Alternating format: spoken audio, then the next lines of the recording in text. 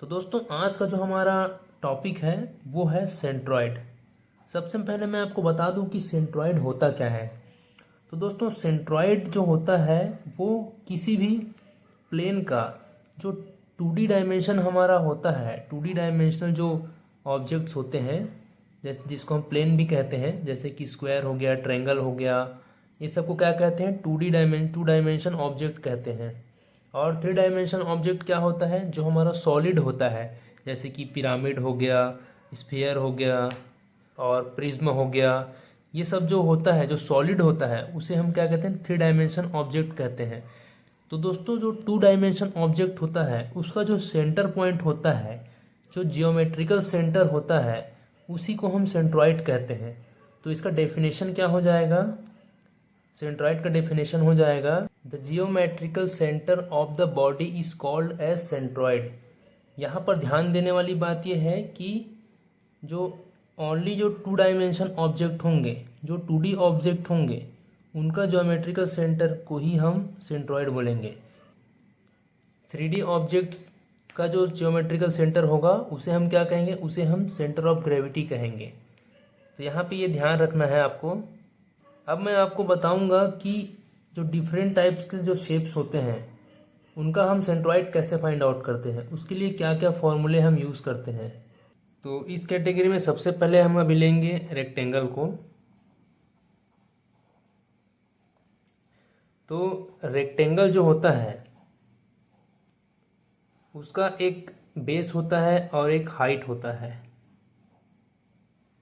ये उसका बेस हो गया और ये उसका हाइट हो गया। तो रेक्टेंगल का जो सेंटर पॉइंट होता है वो कहाँ पर होता है? वो बिल्कुल मिडिल में होता है। मतलब कि अगर आपको बेस दिया है और हाइट दिया है तो उसका जब सेंटर पॉइंट निकालेंगे वो कैसे निकालेंगे? इधर से हम बेस बाई 2 कर देंगे और इधर से हम हाइट बाई 2 कर देंगे। यहाँ से यहाँ तक का लेंथ टोटल हाइट है, तो हाइट बाई 2 करेंगे तो कहाँ पे आएगा? यहाँ पे आएगा। और बेस बाई 2 करेंगे तो कहाँ पे आएगा? यहाँ पे आएगा। तो उसका जो सेंटर पॉइंट होता है रेक्टेंगल का वो बिल्कुल मिडिल में होता है। उसको निकालने के लिए आप इस फॉर्मूले का यूज़ कर सकते हैं, बेस बाई 2 और हाइट बाई 2। रेक्टेंगल का जो सेंटर पॉइंट होता है वो राइट एंगल के यानी कि 90 डिग्री के बिल्कुल पास में होता है। तो अगर हम यहाँ से लेकर यहाँ तक का डिस्टेंस निकालें तो वो होता है बेस बाई 3, क्योंकि ये टोटल जो डिस्टेंस है वो क्या है? बेस है। और ये वाला जो डिस्टेंस है यहाँ से लेकर यहाँ तक का वो क्या है? वो हमारा हाइट है, ट्रायंगल का हाइट है। तो यहाँ से यहाँ तक का डिस्टेंस तो आपने देख लिया, बेस बाई 3 होता है। और यहाँ से मतलब कि ये वाले पॉइंट से लेकर यहाँ तक का जो डिस्टेंस है वो क्या होता है? हाइट बाई 3 होता है। और किसी किसी क्वेश्चन में आपको ये जो रिमेनिंग जो डिस्टेंस है यहाँ से लेकर यहाँ तक का वो भी निकालना पड़ सकता है। तो देखिए उसको कैसे निकालेंगे। हमको पता है कि यहाँ से लेकर यहाँ तक का डिस्टेंस कितना है? वो h है, हाइट है ये, तो h है। तो h में से ये h बाई 3 माइनस कर देंगे तो हमारा निकल के आ जाएगा 2h बाई 3। तो यहाँ से लेकर यहाँ तक का जो डिस्टेंस होता है वो होता है 2h बाई 3। उसी प्रकार से ये वाले पॉइंट से लेकर यहाँ तक का जो डिस्टेंस होता है वो क्या हो जाएगा? ये टोटल b है, b में से b बाई 3 माइनस कर देंगे तो बचेगा 2b बाई 3। इसके बाद जो हमारा तीसरा शेप आता है वो क्या आता है? वो होता है सेमी सर्कल। अब सेमी सर्कल का सेंटर पॉइंट कहाँ पे होता है? तो याद रखिए जो सेमी सर्कल का जो डायमीटर होता है, ये वाला जो डायमीटर होता है, इसके पास, इसके मिडिल पॉइंट के पास होता है। सेमी सर्कल का जो सेंटर होता है वो डायमीटर के मिडिल पॉइंट के पास होता है। यह है सेमी सर्कल का सेंटर। अब इसका जो फॉर्मूला है वो क्या है? देखिए यहाँ से लेकर यहाँ तक का जो डिस्टेंस है वो क्या है? ये डायमीटर का जो सेंटर है उसे हम क्या कहेंगे? उसे हम कहेंगे रेडियस। रेडियस कहेंगे ना, डायमीटर के सेंटर को रेडियस ही कहेंगे, ये तो आप सभी जानते हैं। तो ये वाला पॉइंट यहाँ से लेकर यहाँ तक का जो डिस्टेंस है वो कितना हो गया? वो r हो गया।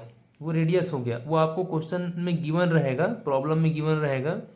और देन ये वाले पॉइंट से ये वाले पॉइंट का जो डिस्टेंस रहेगा वो क्या रहेगा, तो वो रहेगा 4r/3π। तो ये कुछ फॉर्मूलेस हैं, आपको इन्हें याद रखना होगा, क्योंकि इसके बिना आप आगे प्रॉब्लम सॉल्व नहीं कर पाएंगे। तो चलिए दोस्तों, आप फटाफट से एक प्रॉब्लम सॉल्व कर लेते हैं, उसके बाद आपको अच्छे समझ आ जाएगी कि हम सेंट्रॉइड कैसे फाइंड आउट करेंगे। तो ध्यान से देखिएगा, ये प्रॉब्लम दिया गया है, क्या बोला गया है इसमें, find the centroid of given section. ये जो सेक्शन दिया गया है एल सेक्शन, इसका डायमेंशन दिया गया है, जो हाइट है वो 100 mm है, और इसका जो बेस है वो 80 mm है, और जो तीसरा है वो है 20 mm। तो चलिए देख लेते हैं कि हम इस तरह के जो क्वेश्चंस हैं उनको कैसे सॉल्व करेंगे। तो दोस्तों, मैंने आपको बताया था, सबसे पहले हम इसमें देखेंगे कि कौन कौन सा शेप यहाँ पर यूज़ हुआ है। तो देखिए, यहाँ पर हमें दो रेक्टेंगल दिखाई दे रहे हैं, ये हो गया रेक्टेंगल 1 और ये हो गया रेक्टेंगल 2। तो सबसे पहले हम एक काम करते हैं कि इनको नंबर 1 और इसको नंबर 2 का नाम दे देते हैं। तो सबसे पहले हम फर्स्ट वाले रेक्टेंगल को सॉल्व कर लेते हैं। तो इसके लिए हमें क्या करना पड़ेगा, इसका प्रोसेस है कि सबसे पहले हमें इस रेक्टेंगल का एरिया निकालना पड़ेगा। तो रेक्टेंगल का एरिया क्या होता है आप लोगों को मालूम ही होगा, एरिया ऑफ रेक्टेंगल 1, जिसको हम अभी फिलहाल A1 कहेंगे। रेक्टेंगल के एरिया क्या होता है, हाइट इंटू बेस। यहाँ पर देख रहे हो आप, हाइट कितना दिया गया है, 100 mm। यहाँ लिखने की ज़रूरत नहीं है। और इसका बेस यानी कि इसकी जो विड्थ है वो कितनी दी गई है, 20 mm। तो ये हो जाएगा आपका 2000 mm²। क्योंकि ये एरिया है इसलिए हम इसको स्क्वायर में लिखेंगे, इसका जो यूनिट होगा वो स्क्वायर में रहेगा। मीटर होता तो मीटर स्क्वायर, अब यहाँ पर mm है इसलिए mm²। तो हमने इसका एरिया निकाल लिया है। अब हम x निकालेंगे। दोस्तों ध्यान से देखिएगा, जो सेंट्रॉइड वाला क्वेश्चन होता है उसमें x और y निकालना ही सबसे बड़ी बात होती है। ये जो समझ गया, x और y निकालना जो सीख गया, उसके लिए सेंट्रॉइड बहुत ही आसान हो जाता है। उसको समझ लो कि सेंट्रॉइड का प्रॉब्लम सॉल्व करना आ गया। तो x कैसे निकालेंगे, x1 कैसे निकालेंगे, देखिए ये जो रेक्टेंगल 1 है, मैंने आपको बताया था कि रेक्टेंगल का जो सेंटर पॉइंट होता है वो कहाँ पर होता है, तो वो बिल्कुल मिडिल में होता है। तो पहला रूल हमारा है, पहला रूल क्या करेंगे हम, लोकेट द सेंटर। ये हमने सेंटर लोकेट कर दिया। अब सेकंड रूल के तहत हम क्या करेंगे, हम दो लाइन ड्रॉ करेंगे यहाँ से। जो एक लाइन होगा वो एक्स एक्सिस की तरफ जाएगा और दूसरा लाइन होगा वो वाई एक्सिस की तरफ जाएगा। देखिए यहाँ पर ध्यान रखने वाली बात यह है कि क्वेश्चन में कोई भी एक्सिस नहीं दिया गया है, तो हम अपने से खुद से एज्यूम कर लेंगे। ये वाला जो एक्सिस होगा उसे हम एक्स एक्सिस बोलेंगे और ये जो एक्सिस होगा उसे हम वाई एक्सिस। तो देखिए दो लाइन हमें यहाँ पर ड्रॉ करना है, एक लाइन एक्स एक्सिस की तरफ और दूसरा लाइन वाई एक्सिस की तरफ परपेंडिकुलर। ठीक है, तो हम ड्रॉ कर लेते हैं। ये एक लाइन हो गया और ये दूसरा लाइन हो गया। तो जो एक्स एक्सिस के पैरेलल में, ये एक्सिस हमारा एक्स एक्सिस है, इसके पैरेलल जो लाइन होगा उसे हम एक्स कहेंगे। और वाई एक्सिस के पैरेलल में, वाई एक्सिस कौन सा है, ये वाई एक्सिस है, वाई एक्सिस के पैरेलल में जो लाइन ड्रॉ करेंगे उसे हम वाई कहेंगे। और इसी डिस्टेंस को हमें फाइंड आउट करना है। यहाँ से यहाँ तक का डिस्टेंस x है और यहाँ से यहाँ तक का डिस्टेंस जो है वो y है। तो x फर्स्ट शेप के लिए कर रहे हैं इसलिए हम x1 कह रहे हैं यहाँ पे। तो x1 हमें कैसे मिलेगा, यहाँ से यहाँ तक का डिस्टेंस देखिए कितना है, ये मिडिल पॉइंट है।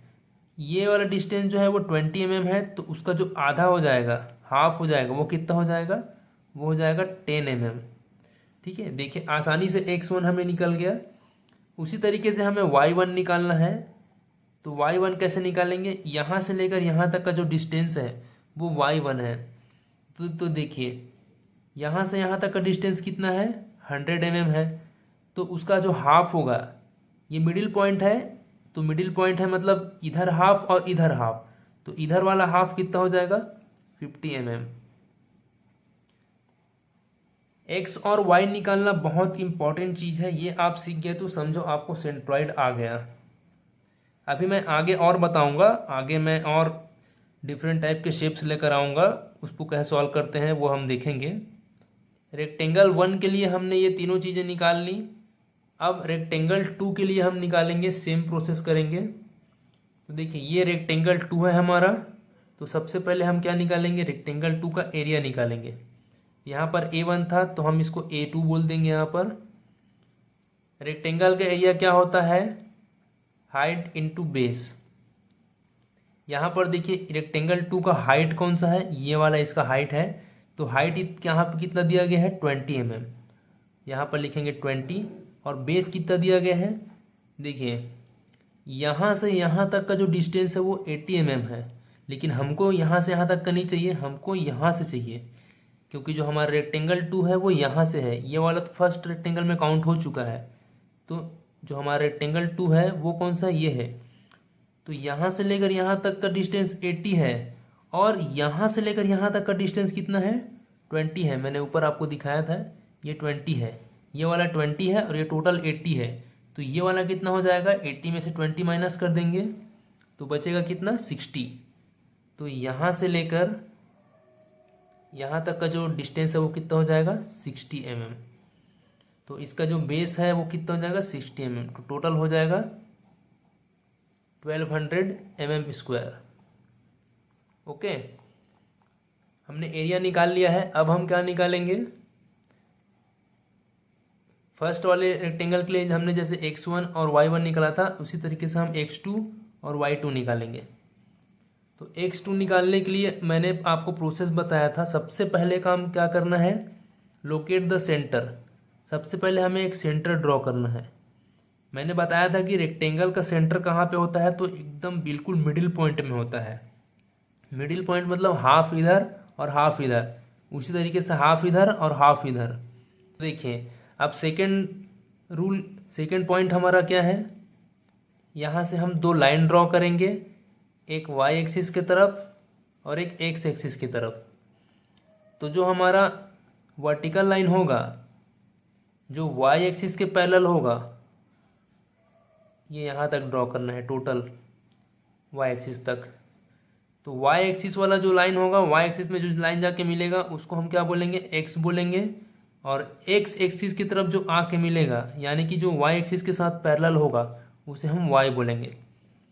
तो x2 यहाँ पर फाइंड आउट करना है। तो यहाँ से लेकर यहाँ तक का जो डिस्टेंस है वो क्या है, x है, या इसको x2 लिख लीजिए अंडरस्टैंडिंग के लिए।